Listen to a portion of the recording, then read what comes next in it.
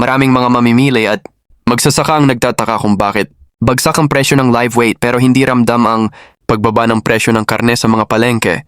Hindi ito simpleng kaso ng overpricing lang, may mga malalim na dahilan sa likod ng gap na ito.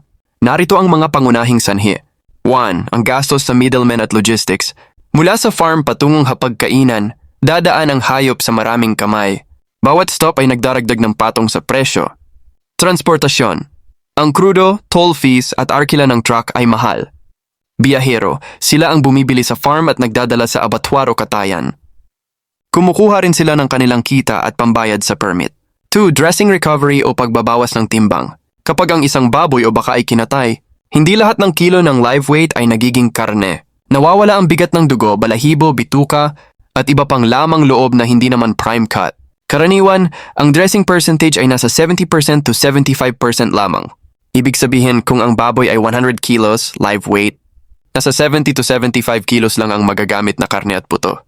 Upang mabawi ang puhunan sa 100 kilos, kailangang itaas ang presyo ng bawat kilo ng natitirang karne. 3. Gastos sa operasyon, operational costs. Ang mga tindero sa palengke ay may mga bayarin na hindi nakikita ng mamimili. Pwesto at permits, bayad sa pwesto sa palengke, stall rental. Labor, sahod ng mga tagakatay at tindero. Yelo at kuryente, upang mapanatiling sariwa ang karne. Plastikan, pati ang mga packaging materials ay dagdag gastos. 4. Supply chain at importasyon. Minsan, kahit marami ang local supply dahil sa harvest season, ang presyo sa palengke ay diktado rin ng presyo ng imported meat. Kung mahal ang kuha ng mga wholesaler sa imported na karne, pinapanatili nilang mataas ang benchmark ng presyo sa merkado upang hindi sila malugi. 5. Ang issue ng African Swine Fever, ASF. Dahil sa banta ng ASF, maraming red zones o lugar na mahigpit ang checkpoint.